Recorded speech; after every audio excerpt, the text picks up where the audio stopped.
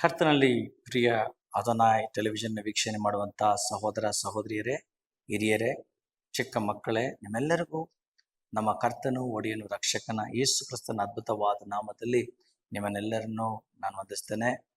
ಕಳೆದ 3 ತಿಂಗಳು ನಮಗೆ ಸ್ವಾಮಿ ಅದ್ಭುತವಾಗಿ ಈ 2025ನೇ ಇಸವಿಯಲ್ಲಿ ನಡೆಸ್ಕೊಂಡು ಬಂದಿದ್ದಾರೆ.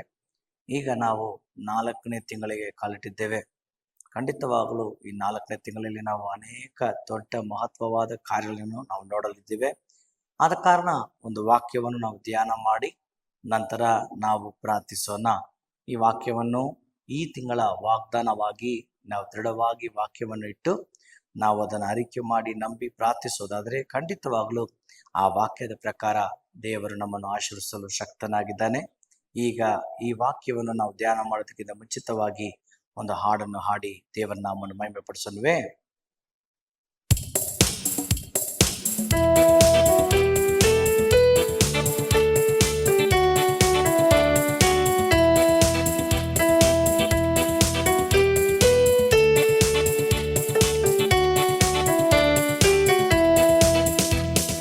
ಭೂನಿವಾಸಿಗಳೇ, ಯೇಸುವನ್ನು ಸ್ತುತಿಸಿರಿ.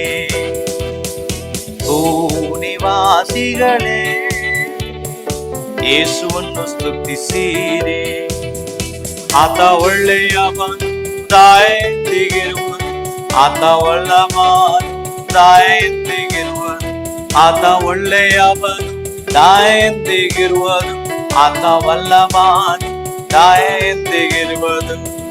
ಭೂನಿವಾಸಿಗಳೇ, ಯೇಸುವನ್ನು ಸ್ತುತಿಸಿರಿ. ಭೂನಿವಾಸಿಗಳೇ, ಯೇಸುವನ್ನು ಸ್ತುತಿಸಿರಿ.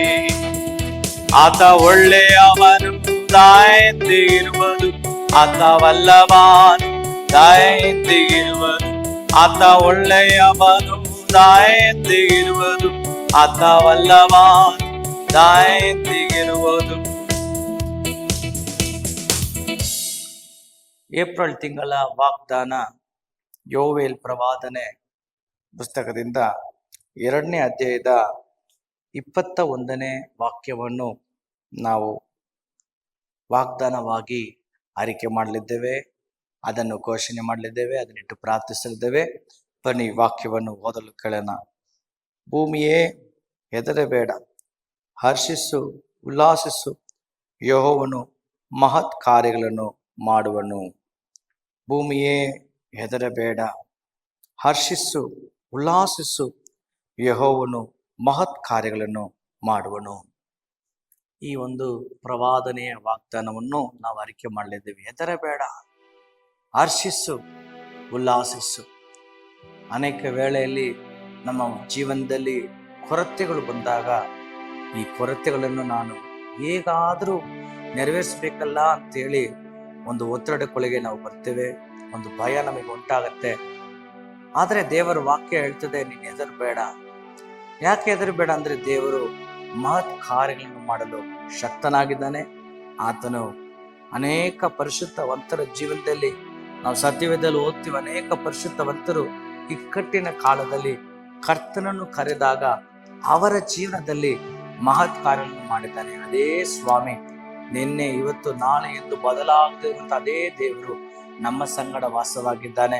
ಆತ ನಮಗೆ ಈ ತಿಂಗಳು ಕೊಡುವಂತ ವಾಗ್ದಾನ ಅಂದರೆ ನೀ ಹೆದರಬೇಡ. ಮೊದಲನೇದಾಗಿ ನಾವು ಭಯ ಪಡುವುದಕ್ಕೆ ನಾವು ನಮ್ಮ ಹೃದಯದ ಬಾಗಿಲನ್ನು ಮುಚ್ಚಿ, ಭಯಕ್ಕೆ ನಮ್ಮ ಹೃದಯದ ಬಾಗಿಲನ್ನು ಮುಚ್ಚಿ ವಿಶ್ವಾಸಕ್ಕೆ ನಮ್ಮ ಹೃದಯದ ಬಾಗಿಲನ್ನು ತೆರಿಬೇಕು. ಯಾಕಂದ್ರೆ ದೇವರ ವಾಕ್ಯ ನಮಗೆ ಕೊಡುವಂತ ಮೊದಲನೇ ಸೂಚನೆ ಏನಂದ್ರೆ ಭಯ ಪಡಬೇಡ. ಅನೇಕ ಸಾರಿ ಈ ಭಯ ಎಂಬ ಒಂದು ದುಷ್ಟ ಶಕ್ತಿಯಿಂದ ನಾವು ಅನೇಕ ಬಾಧೆಗೊಳಗಾಗ್ತೀವಿ, ಚಿಂತೆಗೊಳಗಾಗ್ತೀವಿ. ವಿಶ್ವಾಸ ಮಾಡೋಕ್ಕೆ ಆಗಲ್ಲ ಅಂತ ಹೇಳಿ ಅನೇಕರು ಕಣ್ಣೀರಿಡೋದನ್ನು, ಅನೇಕರು ಆ ಒಂದು ಪ್ರೇಯರ್ ರಿಕ್ವೆಸ್ಟ್ ಅನ್ನು ಕೊಡೋದನ್ನು ನಾವು ಡೈಲಿ TV ಕಾರ್ಯಕ್ರಮದ ಮುಖಾಂತರ ನಾವು ಕೇಳ್ತಾ ಇರ್ತೇವೆ. ಆದರೆ ದೇವರ ವಾಕ್ಯ ನಮಗೆ ಕೊಡುವಂತ ಸೂಚನೆ ಏನಂದ್ರೆ ಹೆದರಬೇಡ, ನೀನು ದೇವರಲ್ಲಿ ಭರವಸೆ ಇಡು. ದೇವರು ನಿನಗೆ ಮಹತ್ ಕಾರ್ಯಗಳನ್ನು ಮಾಡಲು ಶಕ್ತನಾಗಿದ್ದಾನೆ.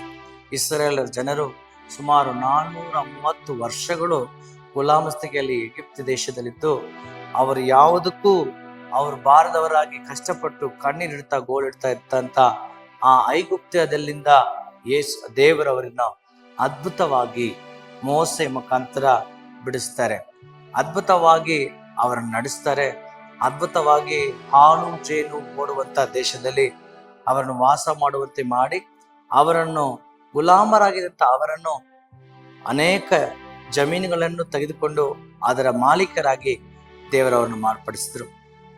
ಅದೇ ದೇವರು ನಮ್ಮ ಸಂಗಡ ಈ ದಿನ ವಾಸವಾಗಿದ್ದಾನೆ. ಈ ತಿಂಗಳು ಅನೇಕರಿಗೆ ಗೊತ್ತಿರಬಹುದು, ಇದು ಒಂದು ಫೈನಾನ್ಷಿಯಲ್ ನ್ಯೂ ಇಯರ್ ಅಂತೇಳಿ ಹೇಳ್ತಾರೆ. ಮಾರ್ಚ್ 31 ಮುಗಿದ ತಕ್ಷಣ ಅನೇಕ ವ್ಯಾಪಾರಿಗಳಿಗೆ, ಬ್ಯಾಂಕ್ಸ್ಗಳಿಗೆ ಹಳೆ ವರ್ಷ ಮುಗೀತು. ಏಪ್ರಿಲ್ 1 ಅವರಿಗೆ ಮೊದಲನೇ ವರ್ಷ. ಈ ವರ್ಷ ಏಪ್ರಿಲ್ 1 ಅವರಿಗೆ first day financial new year ಅಂತಲೂ ಹೇಳ್ತಾರೆ. ನಾನು ನಂಬ್ತೇನೆ, ಈ ವರ್ಷದಲ್ಲಿ ಕರ್ತನು ನಿಮ್ಮನ್ನು ಹೆಚ್ಚೆಚ್ಚಾಗಿ ಆಶೀರ್ವದಿಸಿ ನಿಮ್ಮ ಆರ್ಥಿಕ ಸ್ಥಿತಿಗತಿಗಳನ್ನು ಬದಲಾಯಿಸಿ, ಯಾವೆಲ್ಲ ನೀವು ತಲೆಬಾಗಿ ಗುಲಾಮಸ್ಥರಾಗಿ ಕಷ್ಟಪಡುವಂತಾಯಿತು ಅಲ್ಲೆಲ್ಲ ನಿಮ್ಮ ತಲೆಯನ್ನು ಎತ್ತಿ ನಿಮ್ಮನ್ನು ಮಾಲೀಕರಾಗಿ ದೇವರು ಮಾರ್ಪಡಿಸಿ ನಿಮ್ಮನ್ನು ಆಶೀರ್ವಿಸ್ತಾರೆ ಅಂತೇಳಿ. ಆದ ಕಾರಣ ನೀವು ಈ ವಾಕ್ಯವನ್ನು ಅರಿಕೆ ಮಾಡಿ, ಈ ವಾಕ್ಯವನ್ನು ನಂಬ್ರಿ, ಈ ವಾಕ್ಯದ ಮೇಲೆ ಆಧಾರ ಮಾಡಿಕೊಂಡು ನೀವು ಪ್ರಾರ್ಥಿಸ್ರಿ. ಕರ್ತನೇ, ನನಗೆ ಈ ತಿಂಗಳಿನ ನೀನು ಮಹತ್ ಕಾರ್ಯಗಳನ್ನು ಮಾಡಲು ಶಕ್ತನಾಗಿದೆಯಾ, ನನ್ನ ಸಾಲಗಳನ್ನು ತೀರಿಸಲು ನೀನು ಶಕ್ತನಾಗಿದೆಯಾ, ನನ್ನ ರೋಗವನ್ನು ವಾಸಿ ಮಾಡಲು ಶಕ್ತನಾಗಿದೆಯಾ, ಕುಟುಂಬದ ಸಮಸ್ಯೆಗಳನ್ನು ಬದಲಾಯಿಸಲು ನೀನು ಶಕ್ತನಾಗಿದೆಯಾ. ನೀನು ಮಾತಾಡಿದ ಈ ಒಂದು ನುಡಿಯನ್ನು ನಾನು ನಂಬ್ತೇನೆ ಎಂಬುದಾಗಿ ಹೇಳಿ ನಿಮ್ಮ ಮನಸ್ಸಿನಲ್ಲಿ ಈ ವಾಕ್ಯವನ್ನು ನಂಬೋದಾದರೆ ಈ ತಿಂಗಳು ನೀವು ದೇವರ ಮಹತ್ ಕಾರ್ಯವನ್ನು ನಿಮ್ಮ ಜೀವನದಲ್ಲಿ ನೋಡ್ತೇವೆ. ಪ್ರಿಯರೇ, ಬನ್ನಿ ನಾವು ಪ್ರಾರ್ಥಿಸೋಣ. ಸರ್ವಶಕ್ತನಾದ ದೇವರೇ, ಈ ದಿನ ನಮಗೆ ಕೊಟ್ಟಂತ ಈ ಅದ್ಭುತವಾದ ವಾಗ್ದಾನಕ್ಕಾಗಿ ಸ್ತೋತ್ರ. ಕರ್ತನೇ, ನೀನು ಹೇಳಿದ ಪ್ರಕಾರವೇ ಮಹತ್ ಕಾರ್ಯಗಳನ್ನು ಮಾಡು ಸ್ವಾಮಿ. ಪ್ರತಿಯೊಬ್ಬರ ಜೀವನದಲ್ಲೂ ಈ ಸಲ ಸ್ವಾಮಿ ಕಣ್ಣೀರಿನಲ್ಲೂ ದುಃಖದಲ್ಲೂ ಮುಳುಗಿ ಹೋಗಿರುವಂತ ಪ್ರತಿಯೊಬ್ಬ ವ್ಯಕ್ತಿಯನ್ನು, ಪ್ರತಿಯೊಬ್ಬ ಕುಟುಂಬಸ್ಥರನ್ನು ನೀನು ಸಂತೈಸು, ಬಲಪಡಿಸು. ಮಹತ್ ಕಾರ್ಯಗಳನ್ನು ಅವ್ರ ಜೀವನದಲ್ಲಿ ಮಾಡು ಸ್ವಾಮಿ. ಅವರ ದಾಂಪತ್ಯ ಜೀವನದಲ್ಲಿ ಮಹತ್ ಕಾರ್ಯಗಳನ್ನು ಮಾಡು ಸ್ವಾಮಿ. ಅವರ ಆರ್ಥಿಕ ಸ್ಥಿತಿಗಳನ್ನು ಮಹತ್ ಕಾರ್ಯಗಳನ್ನು ಮಾಡು ಸ್ವಾಮಿ. ಆತ್ಮಿಕ ಜೀವನದಲ್ಲಿ ಒಂದು ಉಜ್ಜೀವನವನ್ನು ತಂದು ಅವರ ಸೇವೆಯಲ್ಲಿ ಮಹತ್ ಕಾರ್ಯಗಳನ್ನು ಮಾಡು ಸ್ವಾಮಿ. ನಿನ್ನ ಪರಿಶುದ್ಧವಾದ ನಾಮವನ್ನು ಪ್ರತಿಯೊಬ್ಬರ ಜೀವನದಲ್ಲಿ ನಿನ್ನ ಮಹಿಮೆ ಪಡಿಸೋದಕ್ಕಾಗಿ ಸ್ತೋತ್ರ. ಸೈತಾನ ಕ್ರಿಯೆಗಳು ಲಯವಾಗೋದಕ್ಕಾಗಿ ಸ್ತೋತ್ರ. ಎಲ್ಲ ಬಂಧನಗಳಿಂದ ನಿಮ್ಮ ಜನರು ಬಿಡುಗಡೆಯನ್ನು ಹೊಂದಿಕೊಂಡಿದ್ದಕ್ಕಾಗಿ ಸ್ತೋತ್ರ. ಈಗಲೇ ನಿನ್ನ ಅದ್ಭುತವಾದ ಪ್ರಸನ್ನತೆ ಪ್ರತಿಯೊಬ್ಬರನ್ನು ಮುಟ್ಟಿದಕ್ಕಾಗಿ ಸ್ತೋತ್ರ. ಆತನ ಆ ರೀತಿ ಮಾಡೋದಕ್ಕಾಗಿ ಸ್ತೋತ್ರ. ಎಲ್ಲ ಸ್ತುತಿ ಗಾನ ಮಹಿಮೆ ನಿಮಗೆ ಸಲ್ಲಿಸುತ್ತಾ ಯೇಸುವಿನ ನಾಮದಲ್ಲಿ ಪ್ರಾರ್ಥಿಸ್ತೇವೆ ತಂದೆಯೇ, ಆಮೆನ್, ಆಮೆನ್. ಪ್ರಿಯ ವೀಕ್ಷಕರೇ, ಈ ದಿನ ದೇವರು ನಮಗೆ ಕೊಟ್ಟಂತ ಅದ್ಭುತವಾದ ವಾಗ್ದಾನ, ಈ 4ನೇ ತಿಂಗಳು, ಏಪ್ರಿಲ್ ತಿಂಗಳು 2025, ಈ ವಾಗ್ದಾನವು ನಿಮ್ಮ ಜೀವನದಲ್ಲಿ ಖಂಡಿತವಾಗಲೂ ನೆರವೇರುತ್ತದೆ. ನಿಮ್ಮ ಸಾಕ್ಷಿಗಳನ್ನು ಕೇಳಲು ನಾವು ನಿಮಗಾಗಿ ಕಾದಿದ್ದೇವೆ. ನಾವು ನಿಮಗಾಗಿ ಪ್ರಾರ್ಥಿಸುವರಾಗಿರ್ತೇವೆ. ಆದ ಕಾರಣ ನಿಮ್ಮ ಪ್ರಾರ್ಥನಾ ಕೋರಿಕೆಗಳನ್ನು ಈ ಕೆಳಕಂಡ ನಂಬರ್ಗೆ ನೀವು ಕಳಿಸಬಹುದು.